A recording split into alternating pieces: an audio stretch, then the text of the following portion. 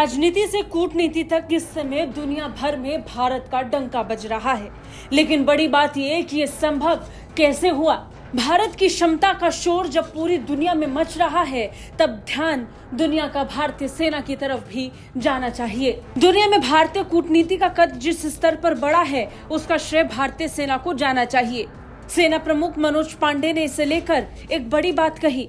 उन्होंने कहा कि पूर्वी लद्दाख सीमा गतिरोध के दौरान चीनी सैन्य बलों के सामने जिस दृढ़ता के साथ भारतीय सैनिक खड़े रहे, उसके कारण दुनिया ने उभरते भारत के राजनीति और सैन्य संकल्प को देखा।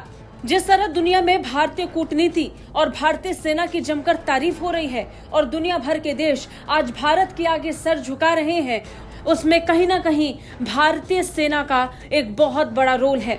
खासतौर पर लद्दाख में जिस तरीके से भारत ने अपने तेवर दिखाए, उसके बाद दुनिया को स्पष्ट हो गया कि ये भारत अलग भारत है। ये न सिर्फ चीन को खदेड़ सकता है, न सिर्फ चीन का मुकाबला कर सकता है, बल्कि उसे हरा भी सकता है।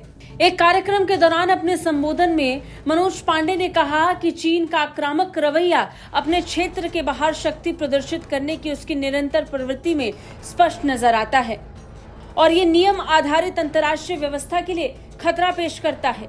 जनरल पांडे ने अपने भाषण में भारतीय सेना की मेजबानी में हुए हिंद प्रशांत सेना प्रमुख सम्मेलन का भी जिक्र किया, जहां हिंद प्रशांत क्षेत्र के 30 देशों के सेना प्रमुखों या प्रतिनिधि मंडल के नेताओं की भागीदारी नजर आई।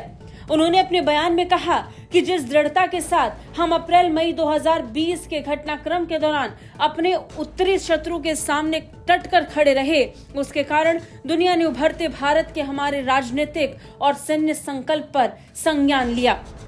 आज कई देश खासकर महामारी के बाद विभिन्न मुद्दों पर हमारे उत्तरी शत्रु का सामना करने को तैयार जान पड़ते हैं। यहाँ मनोज पांडे चीन का जिक्र कर रहे थे। पेंगोंग झील क्षेत्र में हिंसक झड़प के बाद 5 मई 2020 को भारतीय और चीनी सेनाओं के बीच पूर्वी लद्दाख सीमा पर गतिरोध पैदा हुआ था।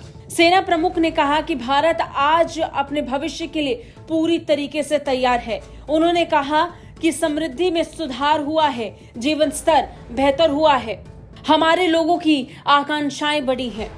जिस तरीके से भारत अर्थनीति, राजनीति, कूटनीति और सैन्य नीति में आगे बढ़ा है, उसके बाद दुनिया आज भारत के आगे नतमस्तक है। इसका जिक्र मनोज पांडे ने भी किया।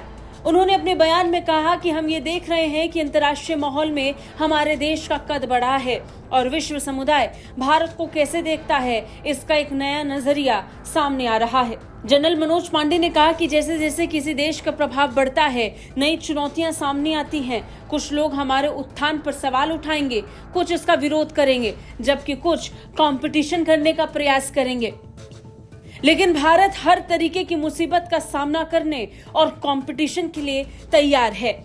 यही कारण है कि भारत को आज पूरी दुनिया अपने दोस्त की तरफ से देखता है और जलने वाले दुश्मन की तरह। ब्यूरो रिपोर्ट, भारत तक।